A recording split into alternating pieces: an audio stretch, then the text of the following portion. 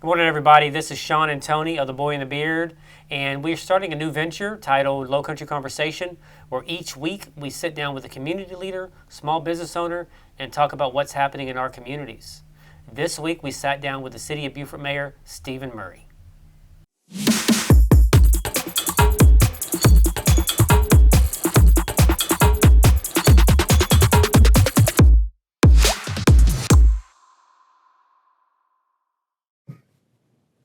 Mayor Stephen, we appreciate you coming in, especially to our inaugural Lowcountry Conversation.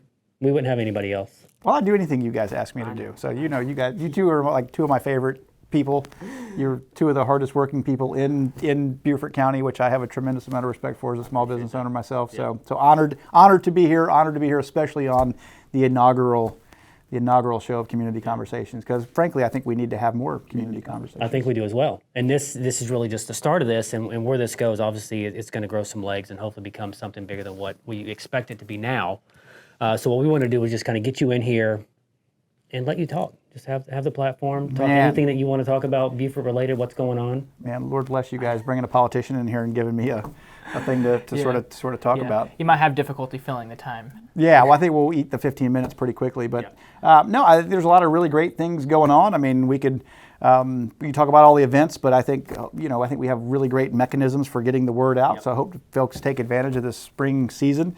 I'm always a big advocate for small businesses, and so while the economy's come rolling back, small businesses still need people's support, and so that money you choose to invest here generally stays here when it's invested in small businesses.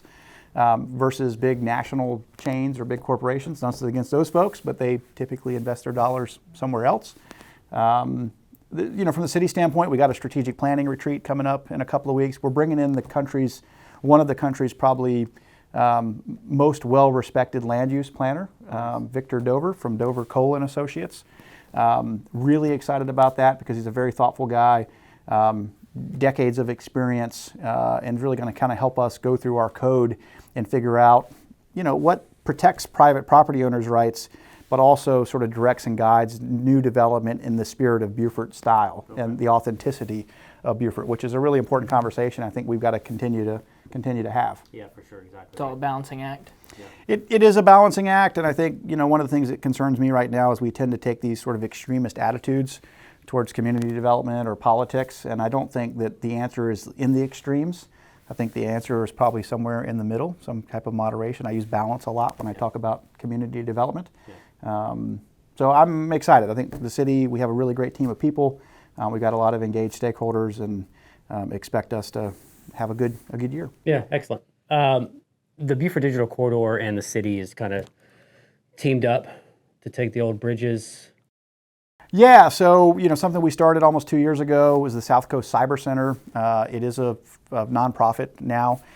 It's really just it's a way for us to organize a bunch of stakeholders who historically have been a little siloed. So you've got the City of Beaufort, you got the Town of Port Royal, you got Beaufort County, you got the Economic Development Corporation, the Digital Corridor, TCL, USCB, the school district, a whole host of private sector partners like Lockheed Martin, Hargray Communications. Some companies out of Charleston that are in the cyber tech space. So it's a way for us to get all those people together under one tent, talk about our need to diversify our economy to create more sort of cyber jobs, but also create a training for local citizens, whether they're kids or adults, to help us diversify our economy. And so we've been this sort of loose coalition for 2 years. We've raised some grant money. The educational institutions have agreed to put more training into their facilities. But there is a need for sort of one place to be the kind of the collaborative space, so to speak. And so the city did purchase at the end of last year the old Boys and Girls Club, which many people know as the Boys and Girls Club. Some folks know it as the Bridges building on Boundary Street. But the goal is USCB will end up taking sort of ownership of it. TCL's been invited to the table, the BDC, the EDC, all the acronyms. So we really kind of see it as the community space for people in cybersecurity, cyber defense, and technology that will it's kind of a safe place for folks to collaborate.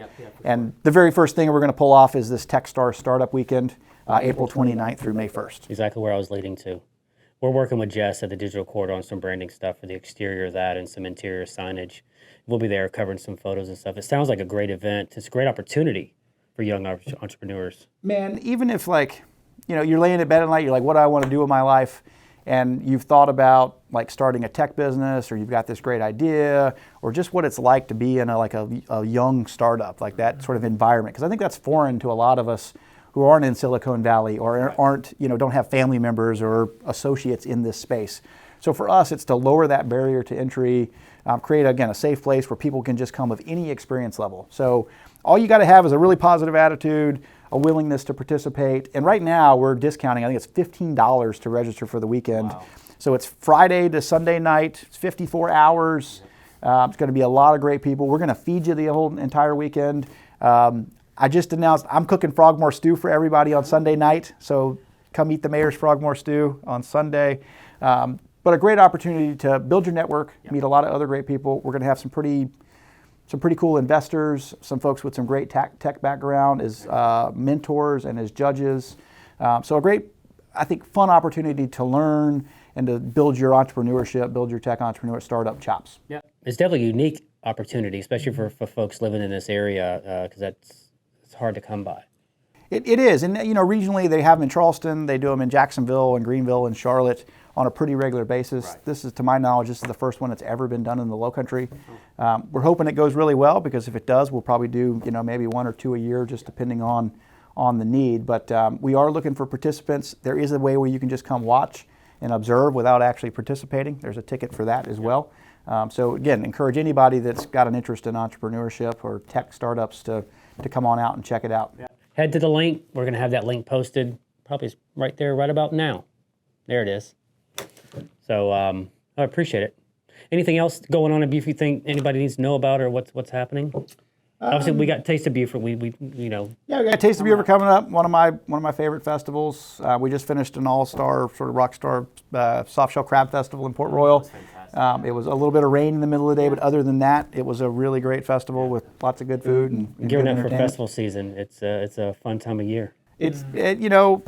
I have a hard time picking my favorite time of year, because in the fall I love oysters and bonfires. Right. But we've had kind of I haven't looked at the data, but it feels like it's been a little colder than unusual, colder than normal. I would agree with that. Especially walking out this morning, it was like 50. It's fluctuation that's getting me when it's 82 degrees one day and then it's like 60 the next day. Yeah. It's killing me. So I'm ready for sandbars. I'm ready for some river time. Green Marsh. Ready for Water Festival. It'll be here before we know it. Yep, I remember that as well. Getting back into spring in Beaufort and the Sea Islands is a great. Yeah, then it's going to be January again, and everyone's going to say, "Wow, 2023 already." Yeah.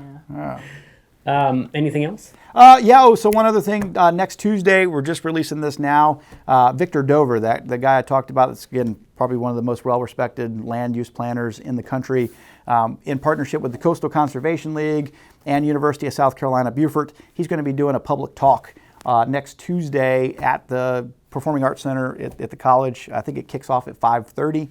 Okay. So more details are coming out about that, because we're kind of putting that together here at the last minute. But again, partnership between folks, Coastal Conservation League, USCB, be an opportunity for you to hear Victor kind of in his own words. But then I think there's also going to be a Q&A at the end. So if citizens have questions about land use or growth or transportation management, a lot of these things that we're facing here and how we balance growth and still maintain this quality of life that we all love. Victor's a guy who's going to help us sort of navigate a number of those policy issues that we're working through right now. Yeah, that should draw a decent crowd, because there's a lot of questions regarding that. It is. I'm hoping to have it live streamed, but again, we're throwing it at the last minute. The city is also still raising money for Ostro, for our sister city in Ukraine. I cannot thank citizens enough. We've raised over $52,000 already, Tony. Yeah, absolutely insane. Pretty amazing. And then I got to give a huge shout out to my friend Greg Rawls, the glass artist, and Mary and Eric Thibault Galleries downtown, right on Bay Street. Please go see those folks. They are donating 100% of these really beautiful. I don't have my pin on. I'm remiss. But these beautiful Ukrainian flag pins and then pendants. They're donating 100% of the proceeds to our sister city in Ukraine. So the city's got a nonprofit fund. We're just transferring the money to the City of Ostro's nonprofit fund. And so 100%, no administrative fees by the city, no administrative fees by the town of Ostro. 100% of that money is going right to humanitarian aid in Western Ukraine. Wow, that's huge. Yep, so again, thanking citizens for their generosity. This community is just absolutely unbelievable. Heard from the mayor over the weekend. Yep. Still peaceful in Ostro. They've got about 1,100 refugees that they've taken in that they're housing and feeding. Most of their young men have gone to the front lines. That's a great place to send that humanitarian aid then if they're dealing with that influx of refugees and people that need help. Absolutely, because I've tried to think about it. If our small town, we had for sure. 1,000 people show up overnight that we had to feed and take care of, are we prepared? And so I think those resources mean a lot to them. Plus, they're raising supplies and aid for troops on the front lines and for citizens that are unable to sort of escape the front lines. They're sending that aid into eastern Ukraine. So that money and our impact here locally is making a real difference 5,800 plus miles away in Ostro, Ukraine. We do we do live in a fantastic community, visually and spiritually and mentally. Everybody just kind of comes together when they need to, especially after, if we have a hurricane or so severe storm. I wouldn't pick another place to live. Yeah, I wouldn't either. And I, growing up in Beaufort, I maybe took it for granted a little bit and left for a little while. And then you realize how special this place is. I was talking to someone this morning that, one of the reasons that I got involved in local politics is because I like helping people. And part of that was growing up in Beaufort, being surrounded by my grandparents who were consummate helpers. My grandfather was always building a handicap ramp for someone. My grandmother was always taking someone to a doctor's appointment or, baking a casserole if they had an illness or a death in the family.